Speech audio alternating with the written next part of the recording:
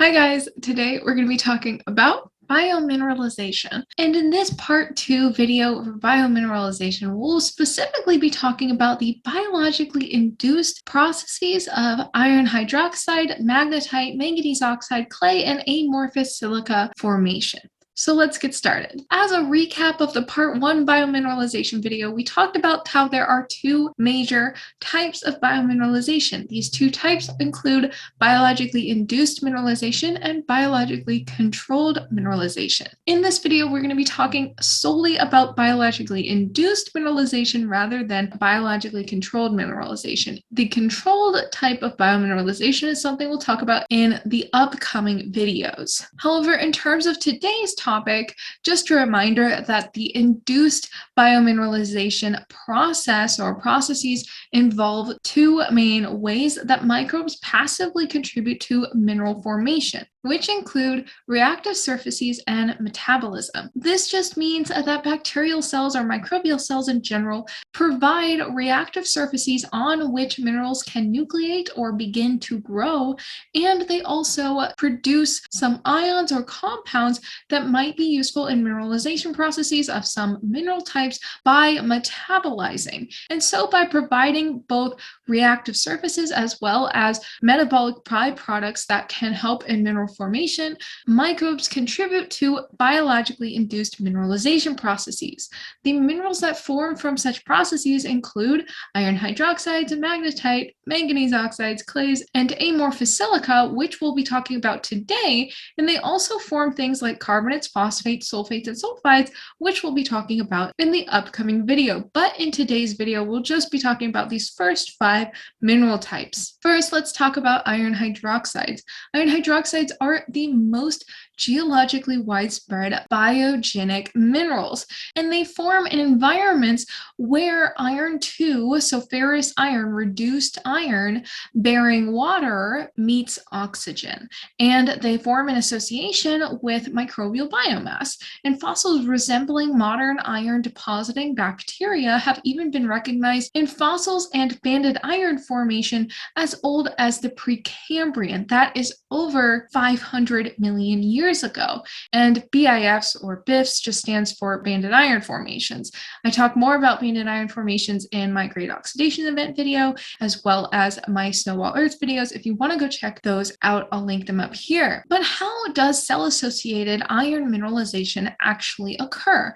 It occurs in stages, and these 3 main stages include adsorption, nucleation, and growth.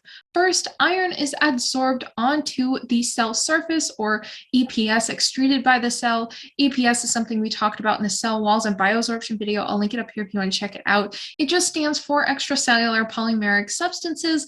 It's basically just mucousy material that the cells produce and excrete outside of their cells, and then a microbial community might excrete enough of this EPS to kind of glob around them and then absorb cations such as iron, for example. And after the absorption of iron occurs nucleation of tiny, less than 100 nanometer ferric hydroxide grains can start to grow, or nucleate as this is called.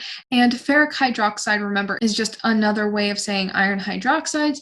Ferric iron refers to iron 3 oxidized iron, whereas ferrous iron, ending with an OUS rather than an IC, refers to reduced iron 2 rather than iron 3.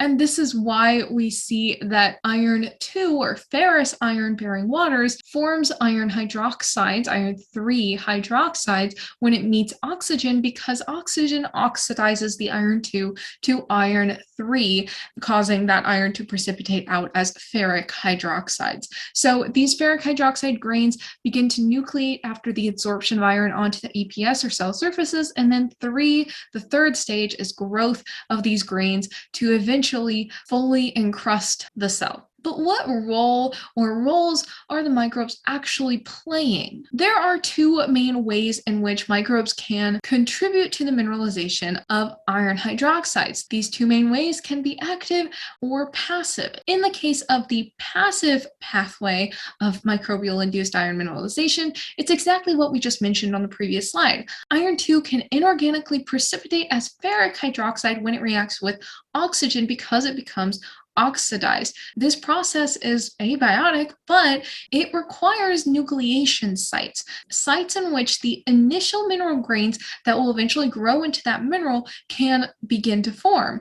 And these sites are typically found on charged cell surfaces. Whether the cell is alive or dead, its surface is typically associated with some sort of charge, and that charge allows absorption of cations such as iron onto it because the charge is typically negative. And so it attracts cations, and then those cations, such as iron, become concentrated on the cell surface and then can become oxidized as well in reaction with oxygen and precipitate out as ferric hydroxide on the cell surface until it's fully encrusted in iron hydroxides. Now, microbes can also contribute by actually metabolically oxidizing iron 2 to iron 3.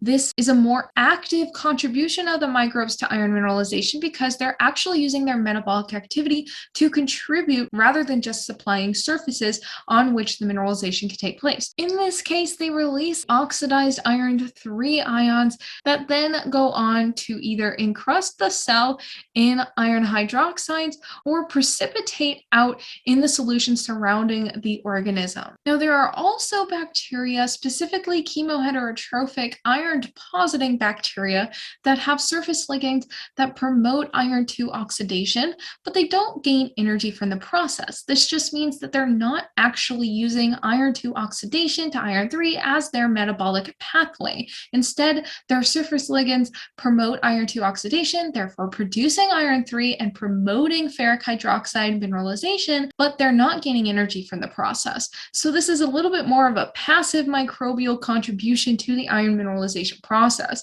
We also have some bacteria that oxidize organic iron complexes to use the carbon from such ligands to gain energy, but they're not using the iron, they're just using the carbon from that organic compound. But in doing so, they do release the iron from that complex, which is iron 3, that can then be hydrolyzed and precipitate out as ferric hydroxide. Some anoxic photosynthetic bacteria even use iron 2 as an electron donor, resulting in oxidized iron 3 that they then release into the external environment that can also promote ferric iron mineralization. Some chemolithoautotrophic bacteria, and just by the way, if you're confused by all these huge words to describe these bacteria, it's just describing the way in which they gain energy and make their biomass and their electron donors and acceptors.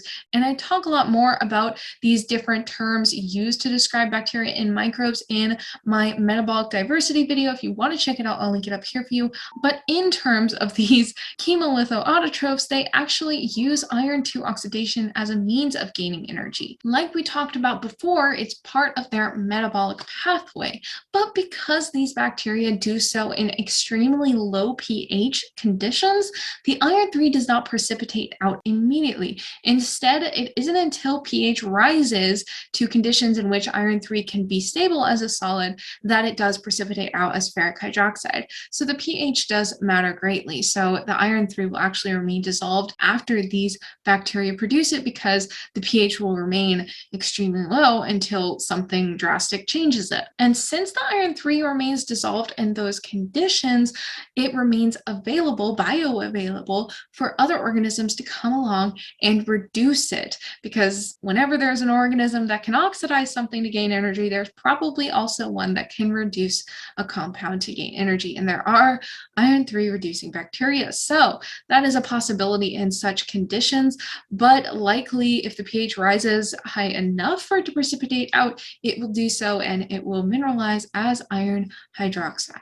In many cases, iron hydroxides serve as precursors for more stable iron oxide minerals, such as goethite and hematite. These transformations occur pretty much abiotically, so for that reason, we won't talk much more about them, but they can result in iron oxide encrusted cells because the initial iron hydroxide phases were formed by biologically induced mineralization, and so they were typically on the surfaces of microbes or microbial excretions like EPS. process. Moving on to magnetite.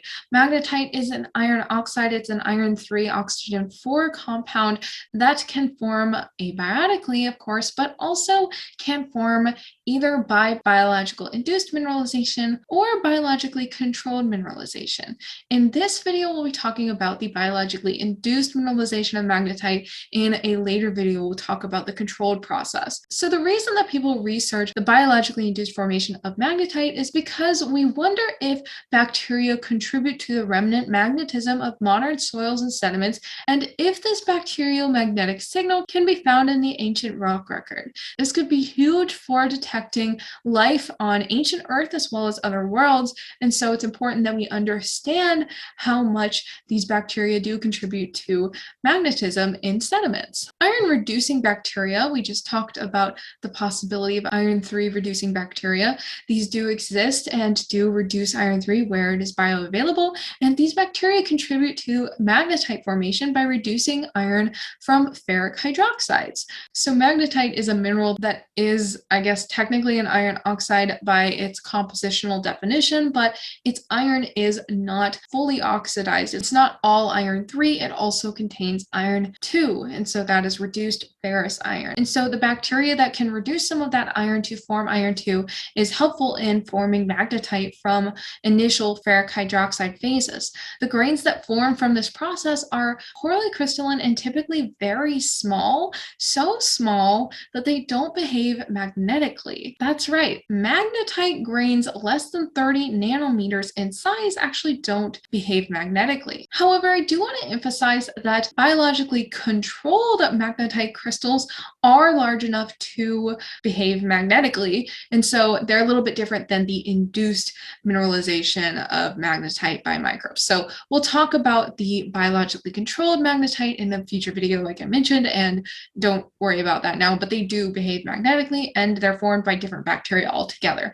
But regarding the bacteria that play a role in the induced mineralization process of magnetite, what exact role is it that they're playing, and do they just provide the iron 2 by reducing iron 3? Not necessarily. So it's currently unresolved, the role that they play exactly, but magnetite precipitation does not occur in cultures with non-growing or dead bacterial cells. So this implies that the metabolism of these iron-reducing bacteria contributes directly to continued magnetite formation. If the magnetite formation stops when the cells die or stop growing, then that means that the metabolism is contributing to the maintenance of magnetite formation. This could be in the form of maintaining the pH, and so pH increase due to the metabolic activity of these bacteria could help continue that magnetite precipitation. But again, it's unresolved what exact mechanism is contributing to this process. However, it is clear that the bacteria play a little bit more of an active role than just providing their iron 2 metabolic byproducts to the mineralization process. Moving to manganese oxides and hydroxides form at oxic anoxic interfaces, similar to where iron hydroxides form. So we talked about how iron hydroxides like to form where iron 2-bearing waters comes in contact with oxygen. Well, that means that the iron 2-bearing waters have to be reducing or anoxic, and the oxygen, either in the air or in water that it comes in contact with, is in an oxic zone or oxic waters that then meets with the anoxic zone. And at this interface, a lot of redox chemistry happens, reducing and oxidizing chemistry, like we talked about with the iron oxidizing to form iron hydroxides, and with that comes precipitation of minerals like iron hydroxides, as well as manganese oxides and hydroxides. And at neutral pH, manganese 2 oxidation to manganese 3 or 4, which then precipitates out in these minerals, is generally due to microbial activity. However, at hydrothermal vents, the release of hot metal-laden fluids into the oxidizing seawater allows the reduced manganese 2 as well as iron 2 in those fluids to become oxidized abiotically upon interaction with the oxidizing seawater.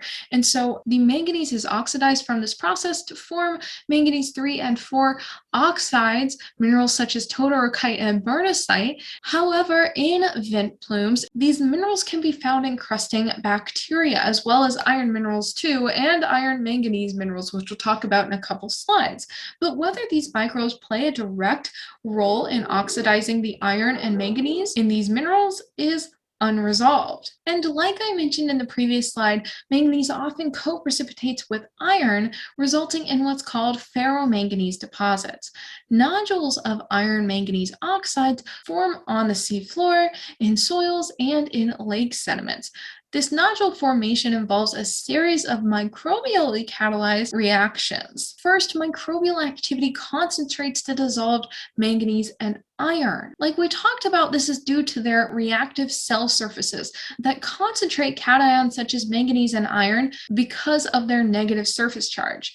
Upon death, the biomass then transports the manganese and iron down to the bottom sediment. This is where, upon anaerobic respiration, the manganese and iron are released to the pore waters. Microbes can then reoxidize and incorporate these metals onto any solid, whether it be organic or inorganic. Over time, more iron and manganese accrete onto the existing metal surfaces until a nodule forms, and this is why they often have these concentric growth patterns. If you cut a manganese nodule in half, you'll be able to see these concentric rings sometimes, and that's because they grow in layers and layers as more manganese and iron accrete onto the nodule. The other type of ferromanganese deposit we'll talk about is desert varnish. Desert varnish refers to the black and orange coatings on rocks in arid environments, and these are composed of variable amounts of manganese iron oxides as well as clays. Their mineralogy and composition, however, is generally unrelated to the underlying rock, which is surprising, but that's because the main source of manganese and iron that forms the desert varnish is from rainfall and dust rather than the underlying rock. So what do these desert varnish ferromanganese deposits have to do with microbial activity? Well, I'm glad you asked. Fungi and bacteria that are capable of precipitating manganese oxides or oxyhydroxides have been found in association with desert varnishes and used successfully in the lab to produce desert varnish. Although these microbes inhabit and can contribute to the formation of desert varnish, it remains unclear if they're necessary for the formation of desert varnish or if they just catalyze the process by passively contributing to the process, such as providing their reactive surface or something. So moving on to clays. Clay minerals present at deep sea hydrothermal vents have been found to contain filamentous organic structures resembling bacteria. Some hydrothermal clays, like nontronite, a member of the smectite clay group, whose structure and composition is shown down here to the bottom right in the figure, also contain microtubular structures interpreted to be ensheathed iron-2 oxidizing bacteria. What a mouthful that is. What I mean by that is, if you remember from the cell wall and bioabsorption video, we talk about bacterial sheaths.